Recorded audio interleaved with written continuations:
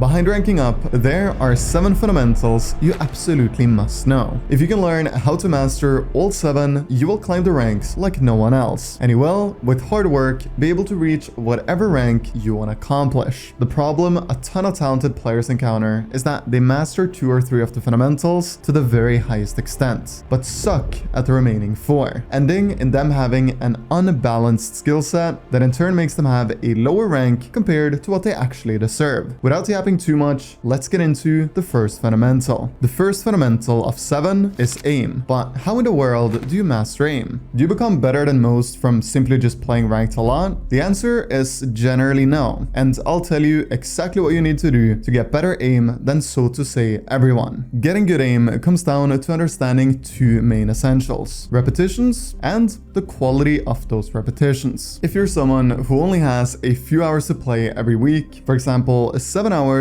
your aim will not become good from playing ranked. This is because if you play an hour a day on average, you'll max out time to play 2 ranked games a day. In these 2 games, you might get 40 kills in total, meaning 40 successful repetitions of aiming. Whereas if you play a 1 hour of deathmatch, you might end up getting over 200 successful reps of aiming. Now, of course, there is no denying that the quality of those 40 reps in ranked will be higher than in deathmatch. When playing ranked, you're playing in a competitive environment against other people who probably try quite a lot harder than in deathmatch. And of course, it's in the actual game mode we want to succeed in. But there's a very fine line between how much deathmatch you should play and how much ranked you should play, depending on how many hours you have to play every day. And here it is. If you have 1 hour to play every day, you should play deathmatch for 30 minutes and play 1 ranked match for the remaining 30. This will be a faster way to rank up compared to just playing ranked, given how much better of an individual player you'll become from playing these 30 minutes of deathmatch a day. If you have 2 hours to play every day, you should play deathmatch for 40 minutes and spend your remaining 80 minutes playing ranked. On 2 hours, you should also spend some of your time practicing unique weapons like the Guardian, Sheriff, and I would also strongly recommend spending some time on the range using ultimates like Jet's knives. Now, on 3 hours, you yet again play 10 more minutes than on 2 hours. You play deathmatch for 50 minutes a day. You might be wondering exactly why it's important to play that much deathmatch. And it's simply because of the fact that if you want to get unique results, like ranking up faster than anyone else, you need to practice in a unique manner too. If you follow the same routine like the majority of other players, it will be very hard for you to stand out, unless of course you're exceptionally talented. So that's why we spend so much time perfecting our aim by playing deathmatch. For all following hours, you add an additional 10 minutes to your deathmatch practice. So 4 hours is 60 minutes, 570, 680, and so forth. Naturally, if you notice after spending some weeks grinding deathmatch that your aim is no longer anywhere near a weakness of yours, then you can comfortably spend less time playing deathmatch every day.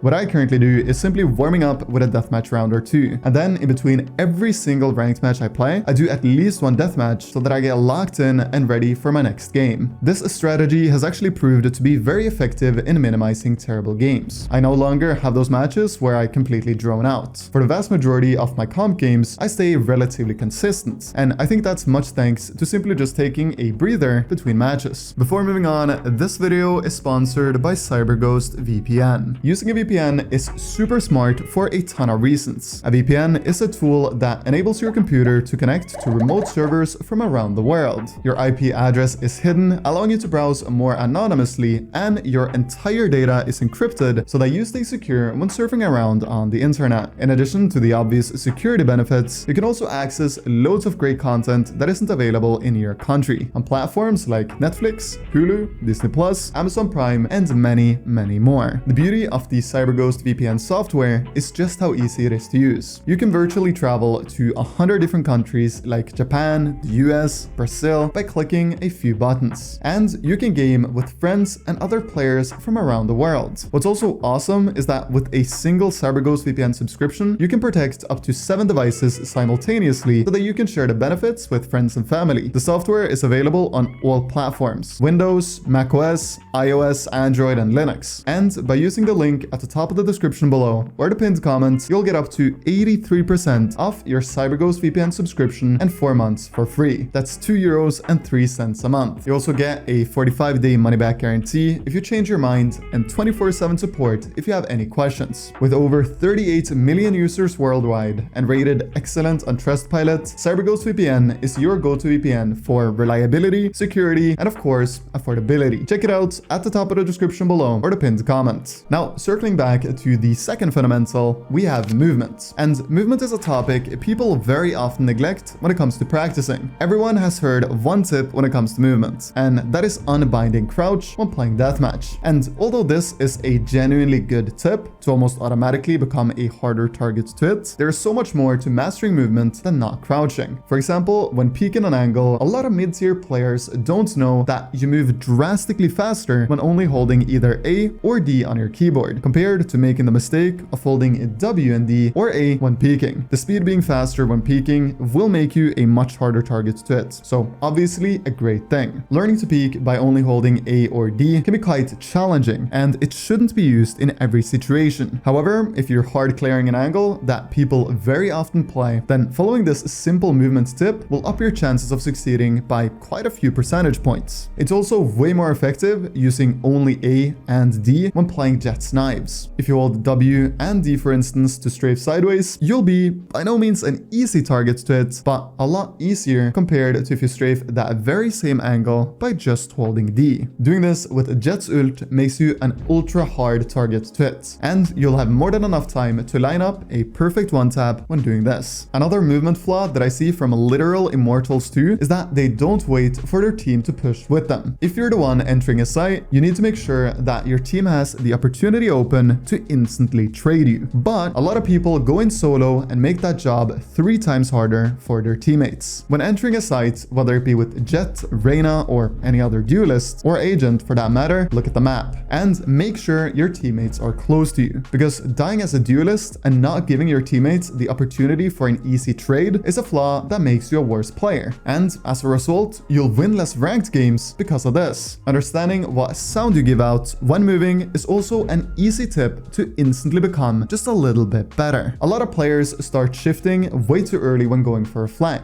This will often cause the flank to have worse timing compared to if you just understand when to start slow walking. To find out when you should start shifting, simply look at the minimap. The white circle around your agent indicates how far away opponents can hear your steps. This circle goes away as soon as you start shifting. Using this is especially easy on, for example, split when you want to go for a fast A push into B flank. All these small fixes in your gameplay is what is going to make you different to everyone else. If you can master just one thing like this every week, you'll have 52 things that you've mastered within a year, and you'll be pretty good because of it. Now, when talking about shifting, I also want to mention that I see a lot of players swinging an angle shifting. This is not how you should swing an angle. You should swing an angle confidently, preferably by only holding your A or D button for the most velocity possible. Moving on to fundamental number 3, we have understanding your role. And I think most people understand that if you decide to play Jet, you're supposed to be the one entry fragging. And if you pick Sage, you're supposed to be the one who stays alive and is available when someone needs healing. However, being able to play your role to a high standard comes down to so much more than that. If you're, for instance, playing an agent that has flashes, tell your duelist that you can flash him in when he goes for entry frags. If you're playing smokes, tell your team exactly how you're smoking a site so that they can make an easy entry. And if you're playing a duelist, let your teammates know that you're going in fast from the start, or that you're pushing at, for example, 1 minute left on the clock, so that they know exactly when you're full committing, and that they're ready to trade and set the team up for success. What I very often see in ranked is 5 players playing as 5 individuals, rather than one team. And of course, when solo queuing, it's not weird that this happens from time to time, but if you're able to make the team play together, your win rate will also drastically skyrocket because of this skill. The reality is that if you're able to play together with just one agent on your team consistently when pushing a site, clearing an angle, or playing an afterplant, your chance of succeeding will become higher. So making it a habit and actively thinking about the fact that you should use your teammates' abilities will over time make you much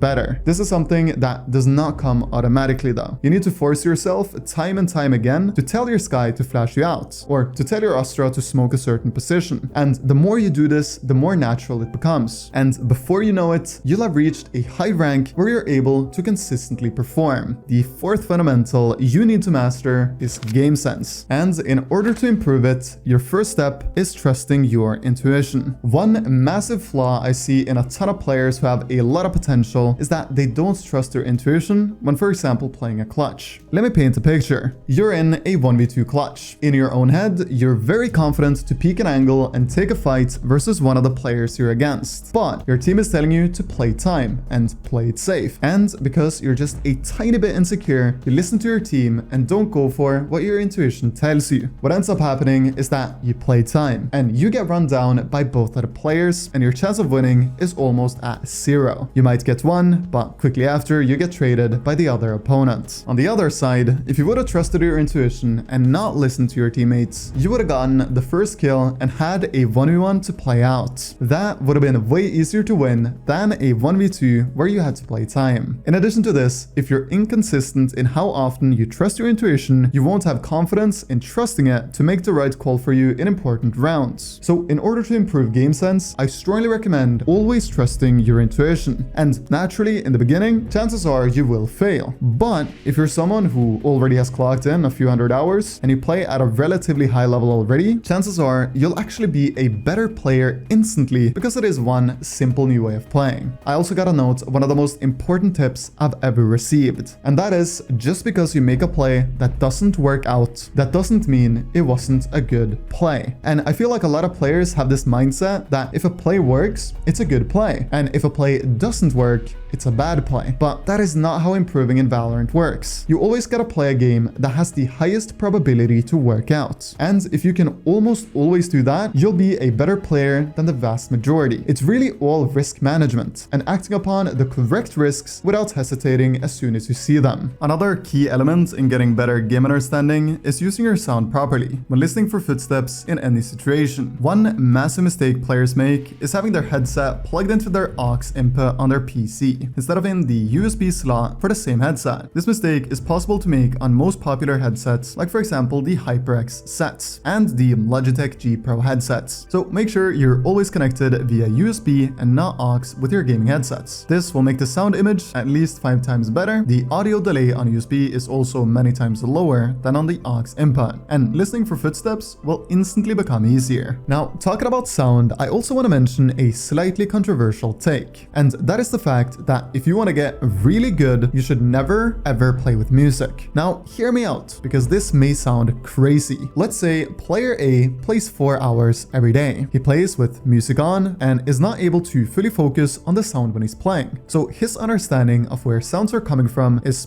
good, but not perfect. In addition, the music takes away a tiny bit of focus when he's playing his 4 hours. His quality of practice is not perfect either, due to him enjoying listening to music. Player B, on the other side, has one goal in mind. He plays to become the best possible player he can be. He also plays for 4 hours every day and never plays with music on. He makes an effort to ensure that all of his hours on the game are quality practice, and as a result, this player over the span of a few months, given the same level of talent, will become slightly better than player A. And as the months progress, their skill gap will only be getting bigger. This is all thanks to his practice quality being slightly better. Now, this is a super niche thing, and is probably only applicable for 1% of you guys watching, who have dreams of either reaching Radiant or full-on playing professionally. As I've said earlier in this video, if you want unique results, you need to practice in a unique manner too. By following this strategy, you'll play in a way that is really hard for others to follow. And of course, if you enjoy playing with music on, that is totally fine. But I just wanted to get you guys to reflect upon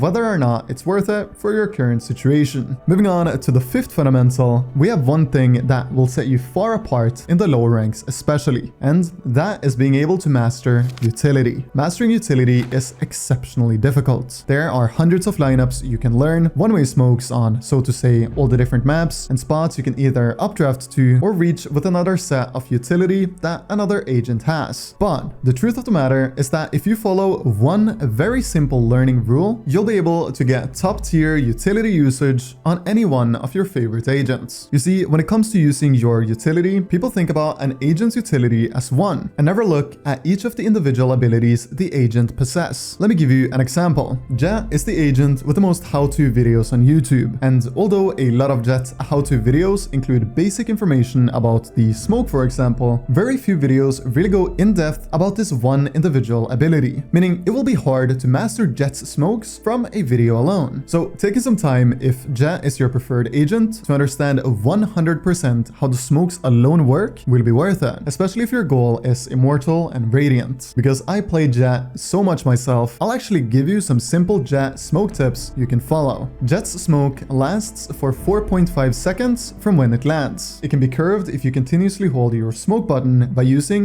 mouse movements to place it wherever you desire. If you see a chamber trap, a killjoy turret, alarm trap, or if Sova throws a dart at you, you can use the smoke to not get tagged, as these abilities won't get activated as long as they don't see an opposing agent. Therefore, Jet smoke is perfect to prevent them. Another way I love using the smoke is creating a one-way angle. This can easily be done by simply throwing a smoke at a slightly elevated spot so that you can only see your opponent's feet. If your enemies decide to peek you when this smoke is placed, you'll get a major advantage as you can see them long before they can see you. This is also an amazing smoke to play in an after-plant situation, as those 4.5 seconds, potentially times 2, can be a total game changer. When it comes to you trying to retake a site, I prefer to use the smoke to dash into it. This creates a ton of space and is especially good if you're able to do a 3v3 retake, for example. Naturally, combining the smoke with updrafts and dashes to get into a site is the perfect way to become a good entry fragger. But I'll leave the updrafts up to all of you guys watching so that you have something to do after this video is finished as well. This method of learning abilities is super effective on any agent, whether it be Gecko, Jet, or Sky. And if you follow it, you'll be better at using util than most others in your rank in no time. So stop neglecting that one ability that you're just not using and start the road to mastering it. The sixth fundamental demands way less work than mastering utility, and that is understanding the importance of maintaining a good mentality. I can't even begin to talk about how many games I've won from being down 8-4, 9-3, or even 10-2 from simply just saying to the team that we can do this. Now, I don't know about most of you guys watching, but when the score is 8-4 and I've already spent 20 minutes in a Valorant game, I'm not going to just throw those 20 minutes out of the window without trying to make a comeback. I don't have time like that. So having a good mentality is a must in my eyes. Of course, there is an exception to every rule, and this one right here is no different. And unfortunately, I've not always kept a good mentality, but it's something I strive towards, as my goal is always reaching the highest RR I possibly can in every act. That is what I enjoy. And if you're like me and really want to reach a new peak, whether it be you going from Plat to Diamond or Immortal to Radiant, it doesn't matter. But trying your best to maintain a good mentality will help you in getting there. It can often be as simple as just saying, sorry guys, my bad, when a teammate starts flaming the team. Taking the blame, whether it was your fault or not, is a great way to neutralize a potential throw from one of your teammates. Sure, he might get mad at you and call you a name or two, but in most cases, it will better the situation you're in. The seventh and final fundamental is clear communication. Now, this may sound incredibly weird, and you might think you won't see much ranked progress because of you mastering top tier communication, but let me tell you, you undeniably will. Whenever you tag an opponent, you say, for example, Omen is tagged 120, but when you enter a site and see two opponents, do you say to your team, Omen and Killjoy on site, or do you just say 2 here? Because there's a major difference in these two. And if you want to get top tier communication, you should say the agent that you have spotted on site. This way, your team will know whether or not they have cleared site when they have gotten those 2 kills. The simple rules of clear communication will make you a much easier player to play with. And if you're able to give callouts of every spot and tell exactly what agent is where, you're well on your way to mastering clear communication. If you're unsure what any spot on the map is called, using the map will in most scenarios give you the right answer, although some people will have different names for different spots. And of course, the more you play, the more naturally these callouts will come to you. Clear communication is also never being the player who says, I think. How many times have you not been in a 1v1 clutch and a dude on your team says, I think he's coming from behind? And because of this callout, you play the entire situation differently. Because of course, you're gonna trust your teammate's callout. Well, what ends up happening when your teammate says the words, I think, is that that thing doesn't happen. And you're left losing the clutch because of extremely unclear communication. If you have to say, I think, before making a call, don't make that call. Be 100% sure and confident when giving out comms. Your teammates and and rank will thank you. If you're able to master all these 7 fundamentals, you'll be an extremely well-rounded player. And as a result, you'll undeniably reach the very highest ranks this game has to offer. Heck, you might even be able to pursue a lucrative career playing this game competitively. Guys, let me know what you think about the video in the comments below, and consider liking if you enjoyed. And of course, if you're on the lookout for the best VPN on the market, CyberGhost is right down there with a fantastic deal in the description.